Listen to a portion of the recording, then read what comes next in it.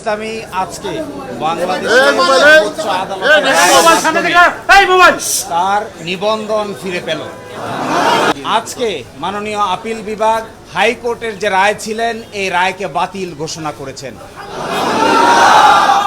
এবং ইলেকশন কমিশনকে নির্দেশনা দিয়েছেন বাংলাদেশ জামায়াতে ইসলামীর রেজিস্ট্রেশন এবং অন্য যে সকল ইস্যু ইলেকশন কমিশনের সামনে আছে বা আসবে সেগুলো যেন দ্রুতই নিষ্পত্তি করেন। ইসলামী আজকে বাংলাদেশের সর্বোচ্চ আদালত তার নিবন্ধন ফিরে পেল। পলিটিক্যালি মোটিভেটেড পিআইএল বা রাজনৈতিক উদ্দেশ্যে দায়েরকৃত মামলার মাধ্যমে জামায়াতের নিবন্ধন কেড়ে নেওয়া হয়েছিল। আজকের এই রায়ের মাধ্যমে বহুদলীয় গণতান্ত্রিক এবং অংশগ্রহণমূলক সংসদ প্রাপ্তি নিশ্চিত হবে। আমরা আশা করি এই রায়ের পরে বাংলাদেশে সঠিক নির্বাচনের মাধ্যমে প্রাণবন্ত সংসদ গঠিত হবে।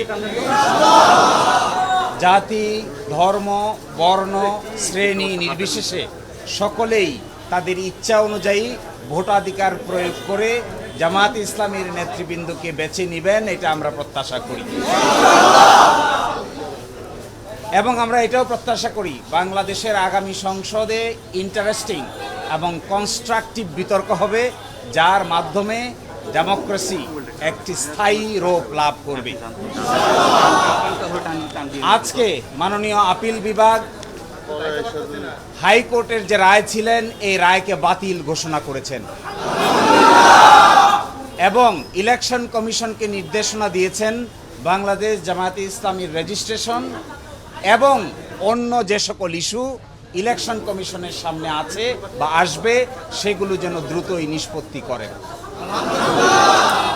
এর এই মাধ্যমে আজকে বাংলাদেশ জামায়াতে ইসলামী তার নিবন্ধন ফিরে পেল এবং প্রতীকের ব্যাপারটিও ইলেকশন কমিশনের সামনে রেফার করা হলো আদার ইস্যু হিসেবে। এই জন্য আমরা মামলার শর্ট অর্ডার চেয়েছি। আমরা আশা করি আগামীকালকের মধ্যেই মামলার সংক্ষিপ্ত আদেশ আমরা হাতে পাব। এই সংক্ষিপ্ত আদেশ আমরা ইলেকশন কমিশনের কাছে অ্যাপ্রোচ করব। বাকিটা ইলেকশন কমিশন আইন অনুযায়ী অতি দ্রুত জামাতের নিবন্ধন এবং জামাতের প্রতীক বুঝিয়ে দিবেন, এটা আমরা প্রত্যাশা করি।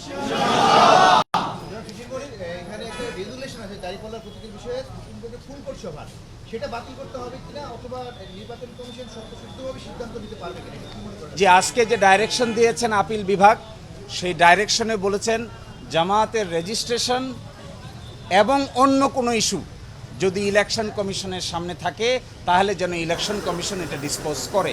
এই অন্য ইস্যু বলতে আমরা বোঝাচ্ছি এটি হলো প্রতীক সংক্রান্ত ইস্যু। আমরা আশা করি ইলেকশন কমিশন নিবন্ধনের ইস্যু নিষ্পত্তি করবেন, একই সাথে অন্য ইস্যু হিসেবে দাঁড়িপাল্লা প্রতীকের ব্যাপারটিও নিষ্পত্তি করবেন।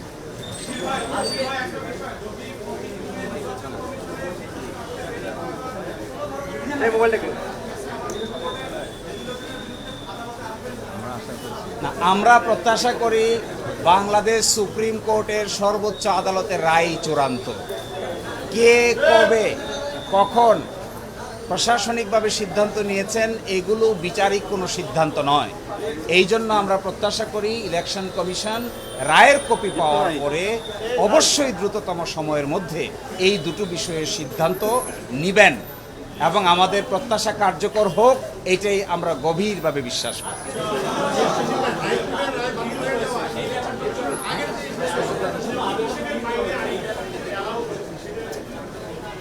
যে মূল পিটিশনের বাইরে আরেকটি পিটিশন যে অ্যালাউ করেছেন এটা ওইটার সঙ্গে কানেক্টেড, ওইটা আজকের কোনো বড় ইস্যু নয়, সেই জন্য এটা এখানে উল্লেখ করা না করার মধ্যে কোনো পার্থক্য নাই।